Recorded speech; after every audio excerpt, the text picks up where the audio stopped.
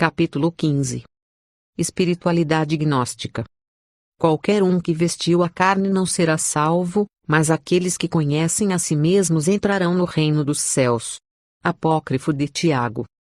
Morte, a melhor amiga dos gnósticos. A morte não é o último inimigo. É a melhor amiga dos gnósticos.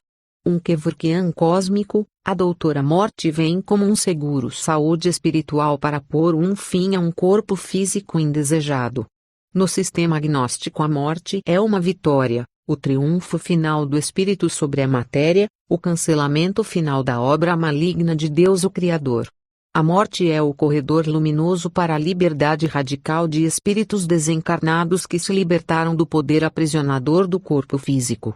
Kurt Rudolph, um especialista em gnosticismo, diz: a redenção é primeiro percebida pelo gnóstico na hora da morte, porque nesse momento ele encontra o eterno fato, reanimador, da liberdade das algemas do corpo, e pode começar o seu caminho para seu verdadeiro lar.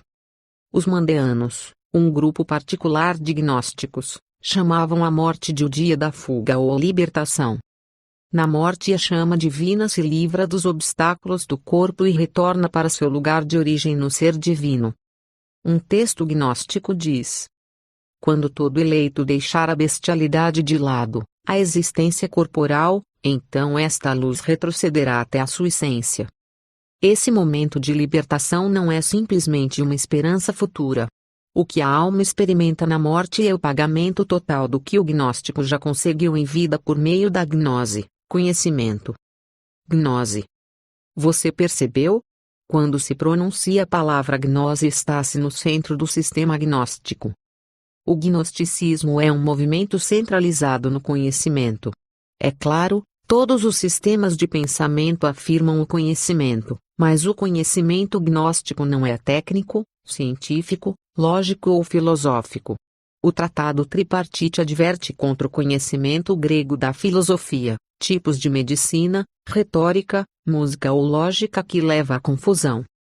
Esse texto ensina que as pessoas são incapazes de conhecer a verdade porque elas param na linha do visível, tanto os filósofos pagãos como os judeus nunca vão além da fé no Demiurgo, o Criador, porque os poderes em si mesmos parecem atrapalhá-los, como se fossem a totalidade.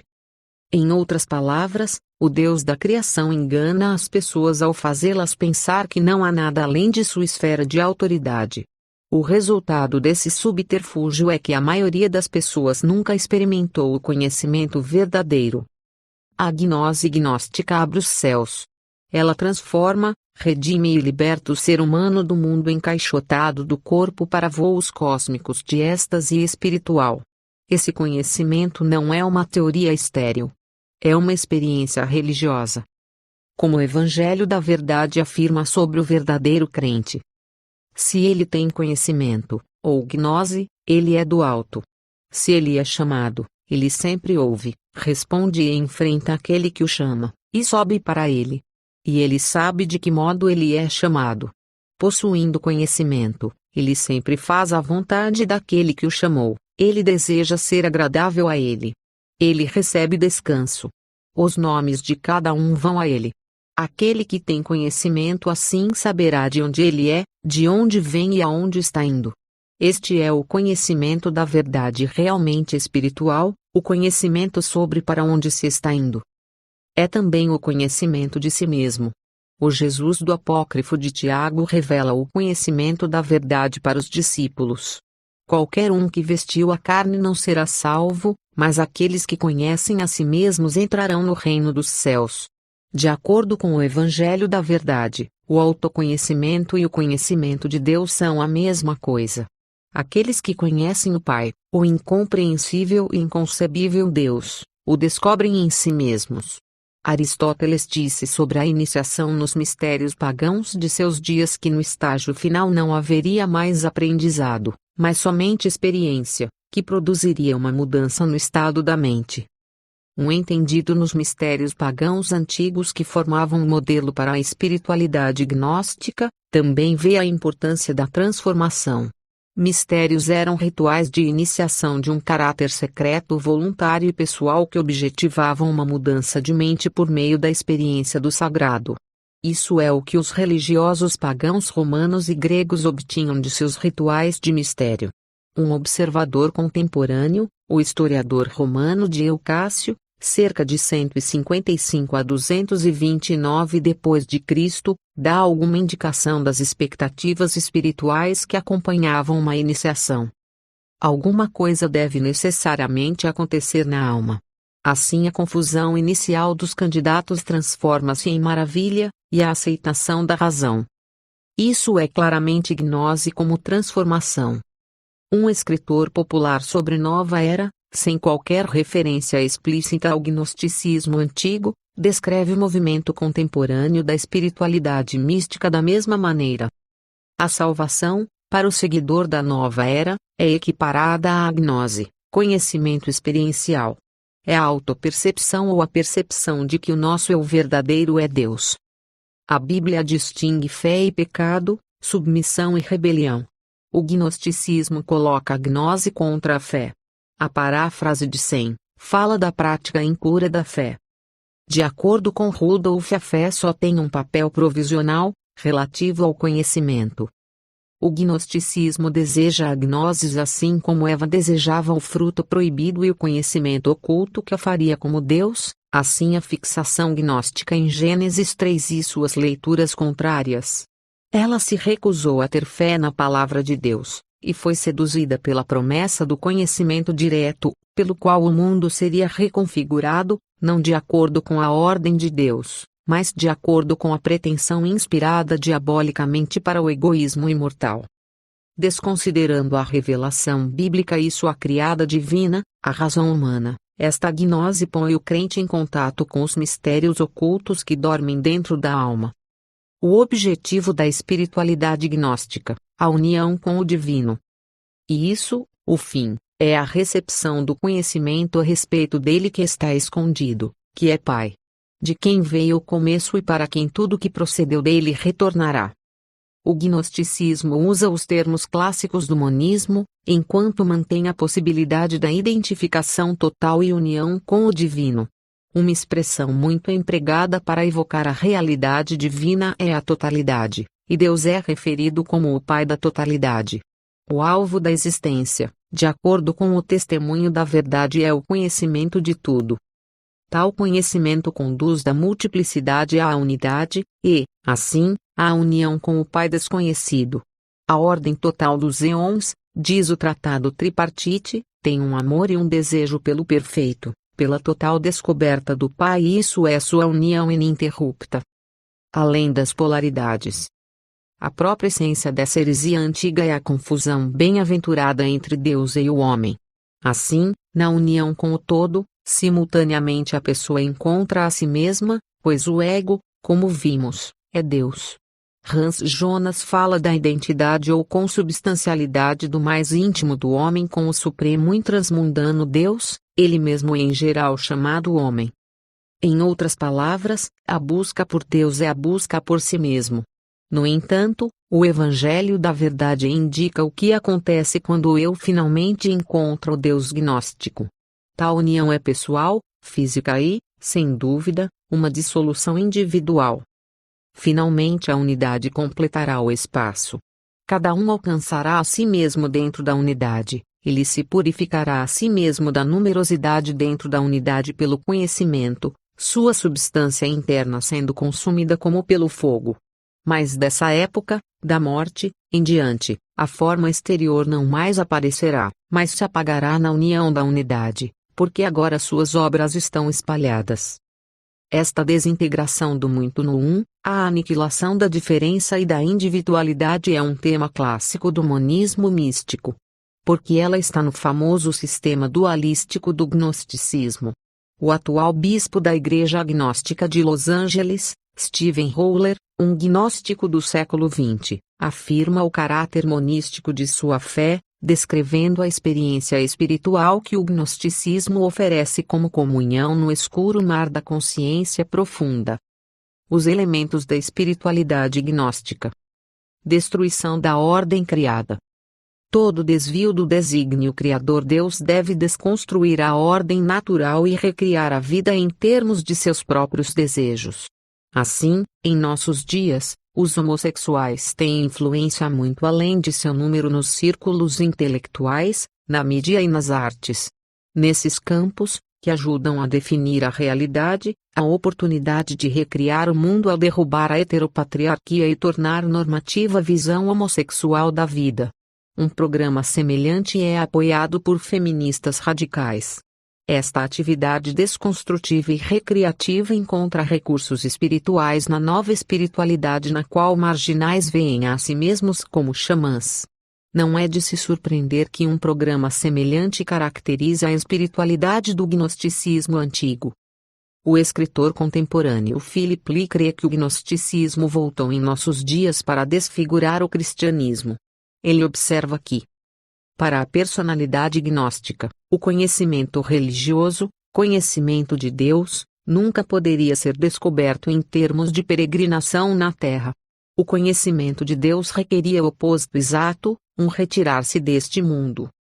Rudolf diz que o programa espiritual negativo do gnosticismo antigo incluía a eliminação progressiva de tudo que fosse associado ao corpo terreno. Lee vê os pais da Igreja como um modelo escritural do cristianismo verdadeiro. Os pais não eram menos espirituais do que aqueles que afirmavam uma espiritualidade superior, o que tão radicalmente os distinguia de seus oponentes era sua determinação para ver o eterno mediante dons divinos temporais da criação. Para a espiritualidade gnóstica florescer, os dons temporais ordenados por Deus, e em especial a racionalidade, têm de acabar. A gnose deu ao gnóstico um entendimento do Deus não existente além do mundo visível. O futuro para a alma iluminada, de acordo com o Tratado Tripartite, seria uma entrada no silencioso, no lugar que não precisa de expressão nem para compreender nem para formar um conceito nem para fazer a luz, mas onde tudo é luz enquanto eles não têm necessidade de serem iluminados. Se isso é verdade a respeito da existência após a morte, é verdade a respeito da vida espiritual do gnóstico na terra, como o Jesus do apócrifo de Tiago ordena a seus discípulos: enchei-vos do Espírito, mas esvaziai-vos da razão, ou logos. Espiritualidade não racional é uma antecipação do céu gnóstico. O curto-circuito conveniente da razão é baseado na afirmação gnóstica da experiência supra-racional. Isso explica a natureza mística dos escritos gnósticos assim como a importância das técnicas mediativas místicas como componente essencial da espiritualidade. Como já observamos, a rejeição da razão é parte da rejeição geral da existência corporal. Rudolf observa corretamente, o gnóstico deve provar que é um gnóstico pela rejeição do corpo antes que possa conhecer a redenção final. Alguns gnósticos eram vegetarianos por essa razão. Muitos eram ascéticos, como os textos de Nag Hammadi mostram. Alguns se envolviam em rebeldia sexual, como documentam os pais da Igreja, como um modo de provocar o criador da sexualidade normativa. Aí, claro, é onde a sexualidade e a espiritualidade se sobrepõem. Os gnósticos dizem isso muito claramente. Não é assim em nossos dias. A maioria das mudanças em normas e práticas sexuais, estimuladas por um programa massivo do monismo pagão religioso, é furtivamente justificada, não como questões de religião, que seria proibido pela lógica da separação Estado-Igreja, mas como questões não religiosas dos direitos civis. Muitos inconscientemente escorregam para dentro de uma redefinição religiosa da existência por causa de sua aceitação política de uma visão igualitária, antipatriarcal e pansexual. O programa religioso oculto da sexualidade sem diferenciação é na verdade a união monística dos opostos dentro do divino impessoal. Tecnologia espiritual atual. Uma antecipação dessa união na imortalidade é experimentada no presente, na existência física, como um chamado. Assim, se o crente gnóstico tem conhecimento, diz o Evangelho da Verdade, ele é do alto. Se ele é chamado, ele sempre ouve, responde e enfrenta aquele que o chama, e vai até ele. Essa escalada de união é antecipada mesmo no feto abortado do corpo de alguém. Philip observa, corretamente, que os gnósticos eram capazes, ao menos para satisfação própria, de fazer como Houdini, o mágico, uma saída bem-sucedida do cosmos antes da morte física. Filorano identifica a experiência fundamental do gnosticismo como momentos visionários de êxtase, da realidade divina, a qual não pode ser conhecida por meio das faculdades comuns da mente. Experiências estáticas, tanto conjunta quanto individuais, preparam o gnóstico para aquela libertação final do corpo e elevação ao Pai das totalidades.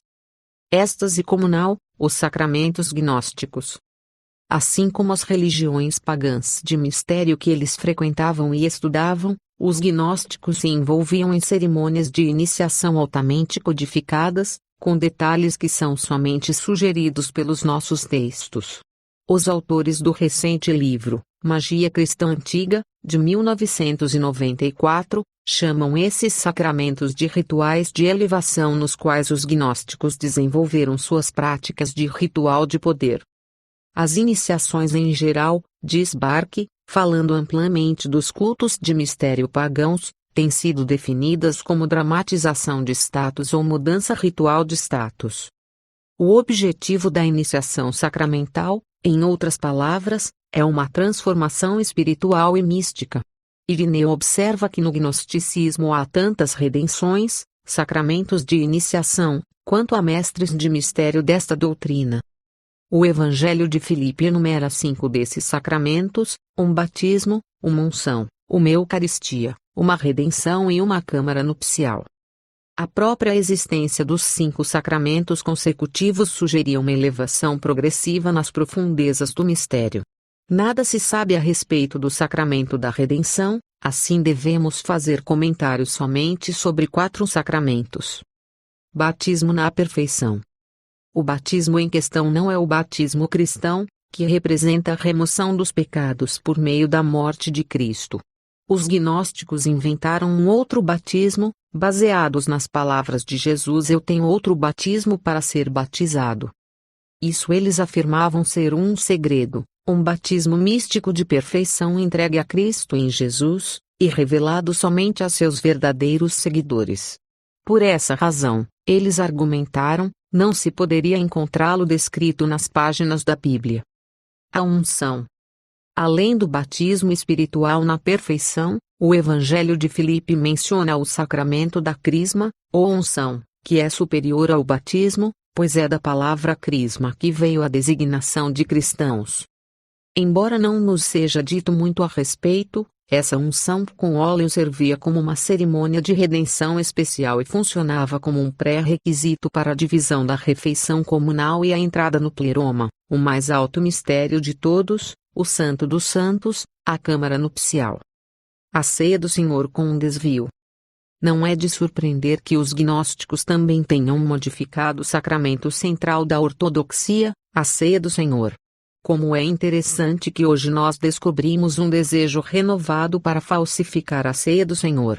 No Evangelho de Filipe, a carne e o sangue de Cristo, uma parte da criação tão detestada pelos gnósticos, foram reinterpretados como a palavra e o Espírito Santo dados aos gnósticos perfeitos que tinham conseguido a unidade com o divino. Em um texto gnóstico não encontrado na biblioteca Nag Hammadi, os Atos de Tomé, a oração na mesa eucarística invoca uma compaixão perfeita, um intercurso com o masculino, e a mãe oculta. Isso é falsificação teológica. Alguns gnósticos, usando a mesma teologia, foram a extremos muito radicais. Epifânio conta sobre a versão da ceia do Senhor de Ofitanacenos, os adoradores da serpente. Eles têm uma serpente que mantêm em uma caixa. Na hora em que fazem seus mistérios, eles atraem-na para fora do buraco, e enquanto colocam pão sobre a mesa chamam a serpente para a frente. Quando o orifício é aberto, ela sai, se arrastando sobre a mesa e rolando sobre o pão. Isso, dizem eles, é a oferta perfeita. E é também por isso, eu ouvi deles, que não somente partem o pão sobre o qual a serpente passou, mas o oferecem aos participantes. Todos beijam a serpente na boca, uma vez que a serpente foi encantada pela bruxaria. Eles se prostram diante dela e chamam isso de ações de graça ou Eucaristia. Para os ouvidos modernos, tal cerimônia parece grotesca, mas um dos grandes pais da psicologia moderna, Carl Jung, via na serpente uma representação da qualidade extra-humana no homem. A serpente, cruel e de olhar fixo, expressa o temor do homem do não-humano e sua reverência para com o sublime, do que está além do alcance humano. Versões modernas da Eucaristia não incluem as serpentes, mas sim a repetição do comer da maçã no final da ceia em Mulheres Igreja de Rosemary Redford Rutter, em sua inversão gnóstica da narrativa de Gênesis, em que revela uma teologia que é potencialmente tortuosa como uma serpente. Antigos degenerados. O testemunho de Epifânio, pai da Igreja do IV século, a respeito da celebração da Eucaristia dos Borborianos, é geralmente mal entendido como um exagero, fantasia e uma cruel difamação. Isso é possível. A seu favor ele expressa um forte senso de piedade cristã e santidade pessoal, e afirma ter sido forçado a frequentar tal iniciação quando jovem, na idade de 20 anos, em uma visita ao Egito. Em resumo, ele professa ser uma testemunha ocular, e algumas testemunhas independentes apoiam seu testemunho. De acordo com Epifânio, os borborianos começavam sua celebração da ceia com uma festa do ágape, uma abundante refeição regada a muito vinho. Então seguia-se o ágape com o irmão, no qual casais casados se dividiam e tinham relações sexuais com outros membros do grupo. Desde que a concepção seria um aprisionamento nas estruturas do Criador, o coitus interruptus era praticado. A ejaculação masculina era então dirigida para o céu com a oração: "Isso é o corpo de Cristo", e então comida. Se uma mulher ficasse grávida, o feto era abortado e comido, acompanhado da oração. Nós não fomos ridicularizados pelo arconte da luxúria, mas ajuntamos os erros do irmão. Isso era chamado de a Páscoa perfeita. Novamente, o leitor moderno fica chocado. Mas hoje nós adoramos um Deus de liberdade humana ilimitada por meio do coitus interruptus com o auxílio da camisinha. A matança de fetos de proporções holocausticas é o maior dos desastres ecológicos que o mundo jamais viu. Nossa devoção neognóstica só não tem uma terminologia eucarística cristã, e sem dúvida isso virá. Nós, também, fazemos sinais provocativos juntamente com nossa tecnologia tortuosa na face do Deus da criação, desfigurando radicalmente, com os dons que ele nos deu, o mundo que ele fez. A câmara nupcial, espiritualidade e pecado. O que acontecia na câmara nupcial, assim como nos cultos de mistério pagãos em geral, era um segredo muito bem guardado.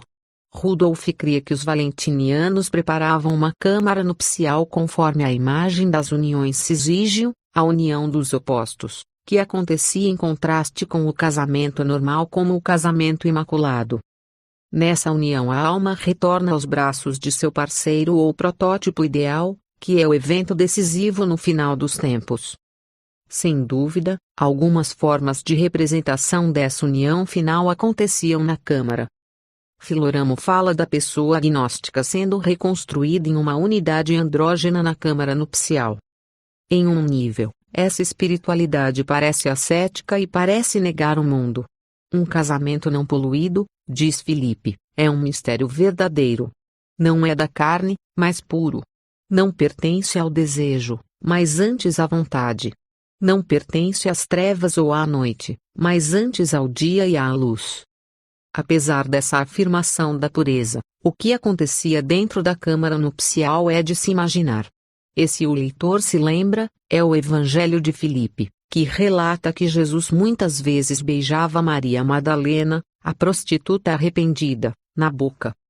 A frase, cobrir-se-á nesta luz sacramentalmente na união, implica a nudez espiritual e talvez física. Se as únicas vestes usadas eram a perfeita luz, e o contato físico com uma mulher é apoiado como o modelo que Jesus que deixa a seus discípulos, então a alegação dos pais da Igreja faz muito sentido. Como visto acima, Filipe declara que a câmara nupcial é reservada para homens livres e virgens. Em outras palavras, assim como os mistérios pagãos não cristãos, essas iniciações são secretas e particulares. Dio, o historiador romano, também observa o elemento secreto dos mistérios pagãos. Na melhor das hipóteses, diz ele, nós estamos na situação de bisbilhoteiros, de estranhos no portão, ou, em termos modernos, de detetives. Assim, quem eram as virgens? Epifânio, em sua descrição dos borborianos, chamava de virgens as mulheres que nunca tinham chegado ao ponto da inseminação, mas estão sempre tendo intercursos e cometem fornicação. Admitidamente os borborianos, que uniam os dois sacramentos da Eucaristia e da Câmara Nupcial, eram sem dúvida os mais radicais. Mas alguma forma de compromisso sexual não parece fora de questão, dado o contexto da teologia gnóstica em geral. Seria isso limitado somente ao grupo extremo radical? Epifânio também nota que grupos menos radicais como os seguidores de Basílides também praticavam relações promíscuas. Irineu e Hipólito também pensam assim. E é claro, tal atividade começou com um dos mais antigos heréticos gnósticos, Simão o Mago. Essa triste informação não é apenas para chocar. Ela ilustra o programa de desconstrução da sexualidade normativa, marital e para a reprodução humana. Na verdade, essa desconstrução é servida tanto pelo ascetismo radical quanto pela promiscuidade. Sem dúvida que alguns grupos gnósticos eram ascéticos, particularmente o grupo que guardava os textos de Nag Hammadi. Talvez a maioria deles fosse ascética. Mas outros, de acordo com os pais da Igreja, caíram no excesso sexual. Esta última opção serve a duas funções. Insulta a Deus o Criador, e reproduz o êxtase por meio do orgasmo sexual, que é uma prática religiosa pagã bem documentada. Epifânio diz dos borborianos, eles nunca se cansam de copular, quanto mais indecente um de seus homens é, mais ele é elogiado. Alguns gnósticos que, como afirma Hipólito, se uniram nas religiões de mistério pagão, provavelmente competiram em excessos sexuais. O historiador romano Lívio relata orgias sexuais comparáveis nas cerimônias de iniciação de Baco. Ele cita o princípio justificador deles: não considerar nada errado, era a forma mais alta da devoção religiosa. Quão incrível é que um grupo que afirmava ser cristão não tenha tido nenhuma dificuldade em dizer amém a essa noção pagã radical. De fato, o grupo gnóstico chamado Cainitas disse o mesmo, de acordo com Irineu. Ninguém pode se salvar a não ser passando através de cada ação, assim como também Carpocrates ensinou, em cada ação pecaminosa e vergonhosa um anjo está presente, e quem comete o pecado, se dirige a ele pelo seu nome e diz: ó anjo, eu faço vossa obra. Vosso poder disto e daquilo, eu faço vossa obra.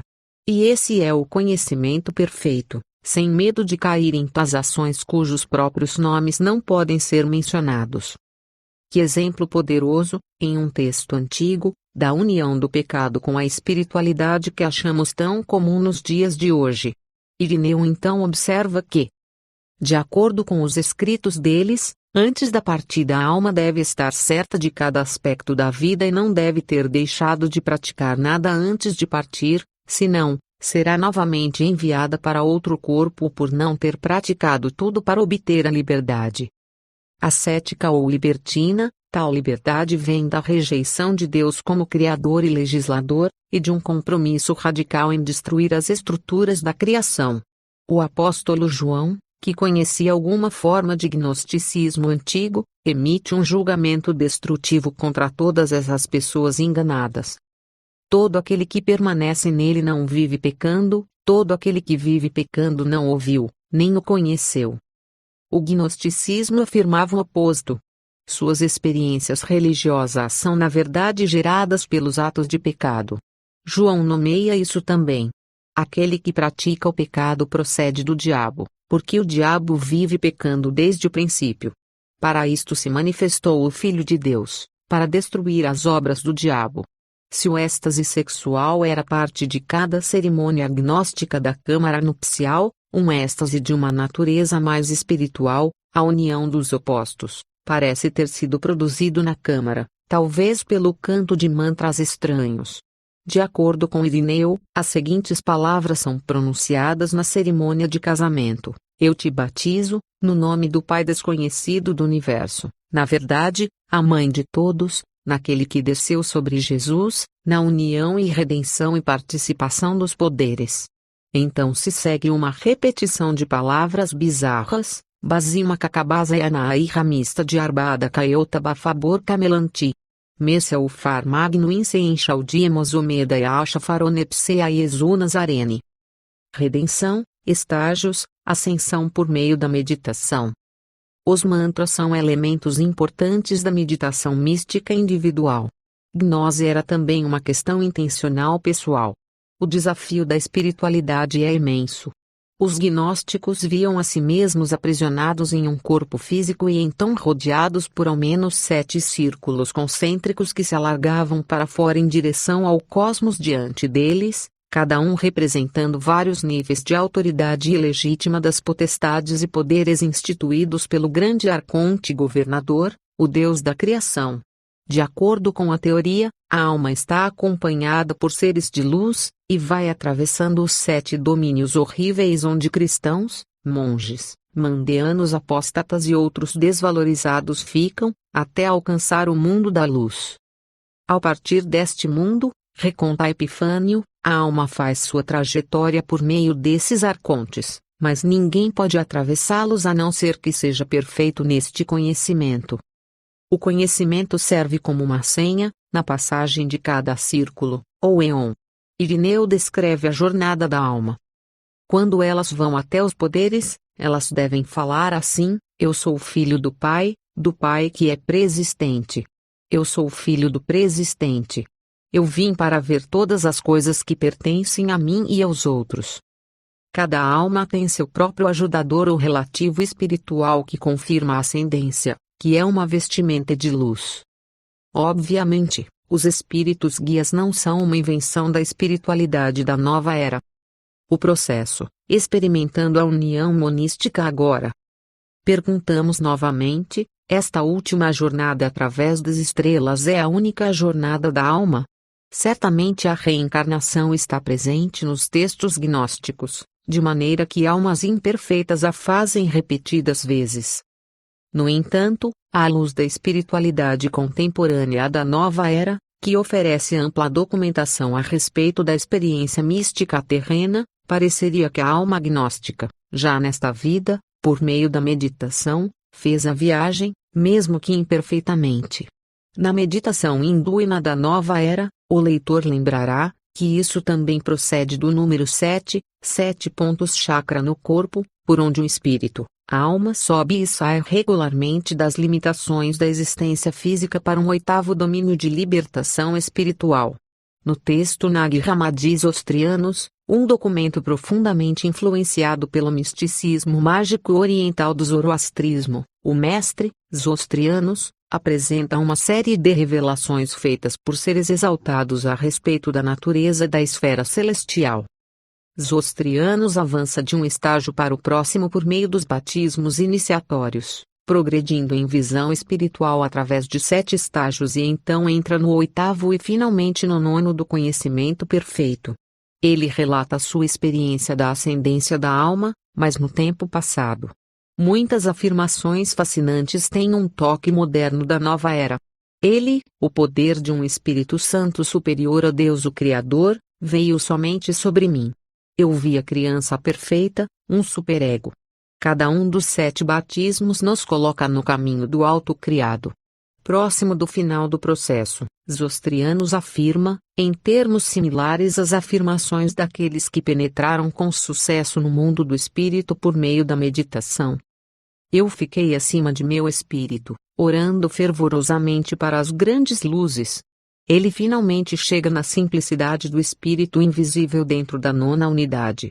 No fim dessa jornada, Zostrianos declara: eu vi como tudo isto, o elmo oculto, Barbelo, Sofia, e o espírito desconhecido habitam em alguém.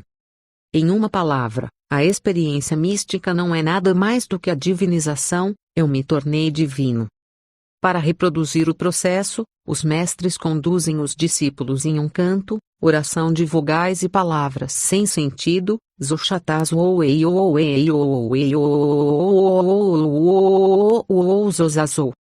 depois disso, segue-se um estado de êxtase e uma visão do divino mediada pelo mestre. O discurso se encerra quando o mestre instrui o aluno a escrever a sua experiência em um livro para guiar outros que irão passar pelos estágios, e entrar no caminho da imortalidade, no entendimento do oitavo que revela o nono. Um uso semelhante de técnicas místicas, mantras e selos é encontrado no segundo livro de Jeú, um texto gnóstico não encontrado em Nag Hammadi. O adepto é iniciado em um batismo pelo fogo ao dizer a seguinte oração: que Zorocotora Melquisedeque venha secretamente e traga a água do batismo do fogo da Virgem da Luz, a juíza. Sim, ouça-me, meu Pai, quando eu invoco seus nomes imperecíveis. Então, segue-se uma lista de nomes místicos indecifráveis para Deus, Azaracasa A. Amate Kratitat, Iuiuamename e Aoia Oia Oia Oafa Ofa Ofa etc. Esses nomes esotéricos, e há muitos mais, parecem representar um desligamento da fala racional, e assim ajudam no processo de elevação por meio da meditação.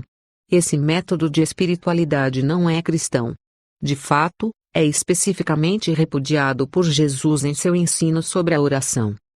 Essa jornada da alma através dos céus, semelhante àquela de Paulo dos textos gnósticos, chega ao sétimo céu e além, e se torna a base para a exortação a todos os crentes gnósticos para que sigam o mesmo caminho. Libertem-se e o que os estiver prendendo será dissolvido. Parece muito provável que a jornada da alma na morte seja, portanto, a experiência final da alma em vida, que viu por meio das iniciações de meditações a fuga das limitações da carne, mesmo que somente por períodos limitados. Essa espiritualidade mística da fuga presente, temporal e final do corpo é a antítese da espiritualidade cristã. Como Philip Lee observa corretamente sobre o discipulado cristão, absolutamente nenhuma fuga deste mundo tangível das percepções sensoriais é permitido. A salvação do mundo por qualquer outro caminho diferente daquele por meio do mundo será chamada de fraude. Magia mística. Se essa espiritualidade não é cristã, quais são suas origens? Nós temos notado que os gnósticos cristãos frequentavam cerimônias dos cultos de mistério pagãos, adotando ou espiritualizando as perversões sexuais dos cultos da deusa. Hipólito diz que todo o sistema de sua doutrina, dos gnósticos setianos, é derivado dos teólogos antigos, greco-pagãos, Musaeus, Linus e Orfeu, que explicaram especialmente as cerimônias da iniciação, assim como os próprios mistérios.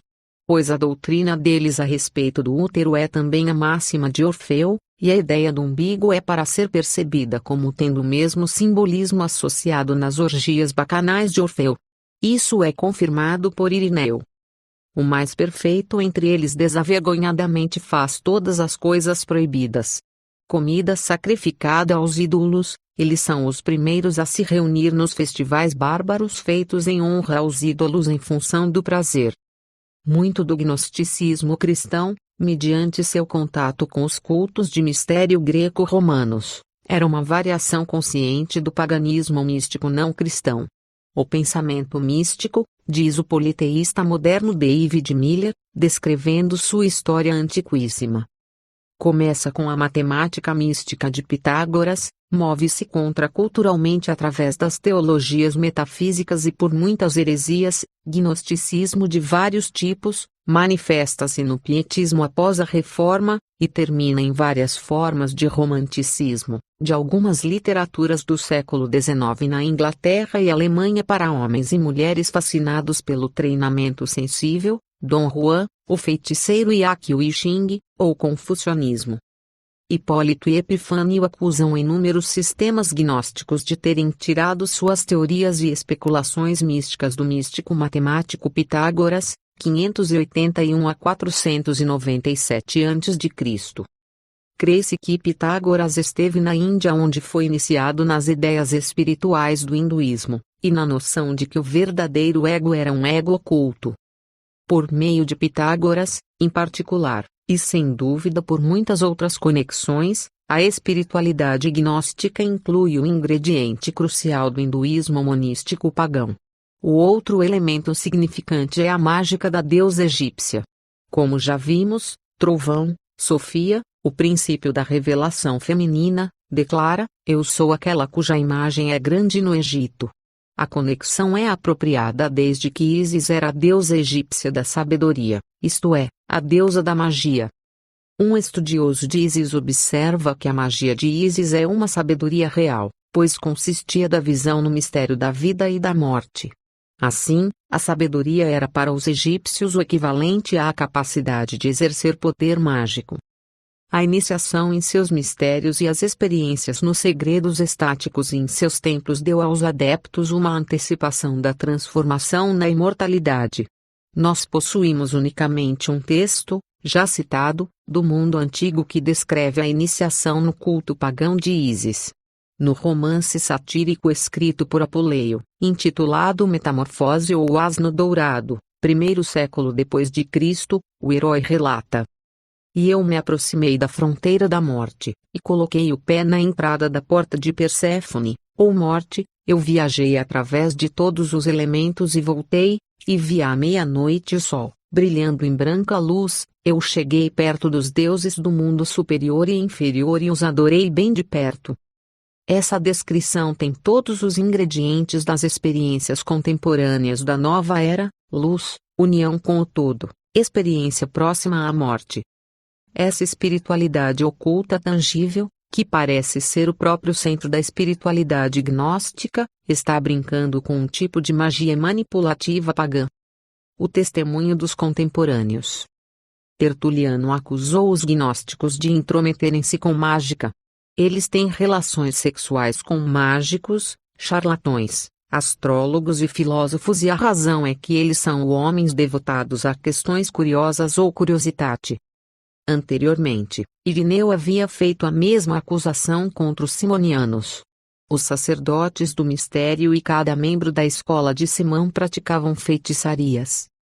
Eles praticavam exorcismos e encantamentos, faziam poções do amor e mágica erótica, invocavam espíritos familiares e faziam indução de sonhos, evocando aqueles demônios companheiros, típicos da magia grega, que enviavam sonhos, e qualquer outra coisa oculta existente são zelosamente cultivadas entre eles.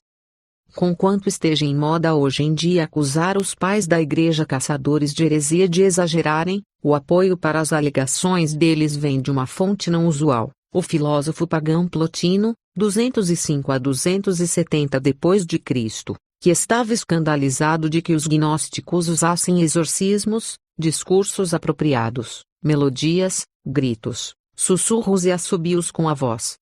Muitos gnósticos, diz Rudolf, apoiavam um culto de imagens, e mesmo possuíam estátuas de deuses tais como aquelas encontradas nos destroços arqueológicos dos cultos de mistério. Devemos concluir que os pais estavam certos e que a magia pagã era uma parte significativa da espiritualidade gnóstica.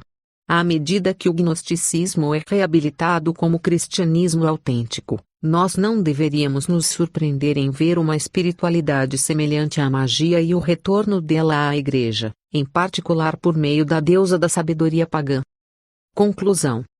A revolta gnóstica contra o Deus da Escritura e a resultante busca por uma nova espiritualidade finalmente conduziram muitos pretensos cristãos para dentro de um paganismo oculto religioso inspirado pelo demônio.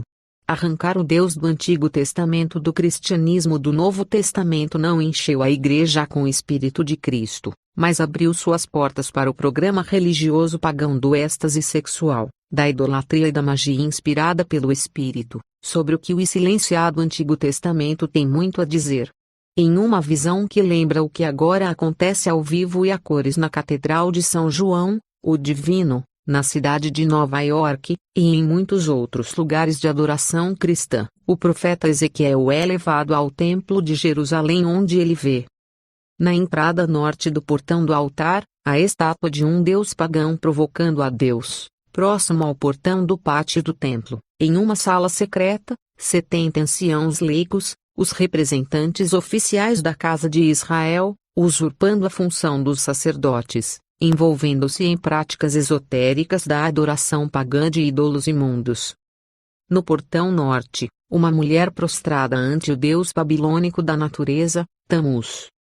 No santuário, entre o lugar santo e o altar das ofertas queimadas, um lugar tradicional de penitência, 24 sacerdotes, de costas para Deus, olhando para o Oriente, adorando o deus pagão Sol. Não há nada novo debaixo do sol. Esta adoração de ídolos no próprio templo de Javé, esta busca por luz do Oriente, diz o comentarista do Antigo Testamento Walter Zimmerli, representa a blasfêmia máxima, contra a qual a ira de Deus inevitavelmente se manifesta com uma severidade eterna. A esses idólatras que conhecem a verdade, e deliberadamente a rejeitam, Deus pronuncia um julgamento triste. Pelo que também eu os tratarei com furor, os meus olhos não pouparão, nem terei piedade. Ainda que me gritem aos ouvidos em alta voz, nem assim os ouvirei. Assim como no Israel antigo, assim também na igreja primitiva, a espiritualidade mística pagã do gnosticismo prometeu aos crentes um conhecimento oculto e uma liberdade humana. Quantos lá e aqui foram seduzidos pelas atraentes meias-verdades da salvação sem sacrifício, uma redenção sem arrependimento, um triunfo sem a crucificação. Quantos lá e aqui caíram consciente ou inconscientemente no poder do grande sedutor, aquele mais sábio que eles todos, cuja sabedoria esconde uma mentira de proporções cósmicas que conduz seus adeptos à morte e à destruição. Quantos se levantarão agora e avisarão nossa geração espiritualmente otimista sobre sua direção perdida e seus caminhos tolos, antes que seja tarde demais?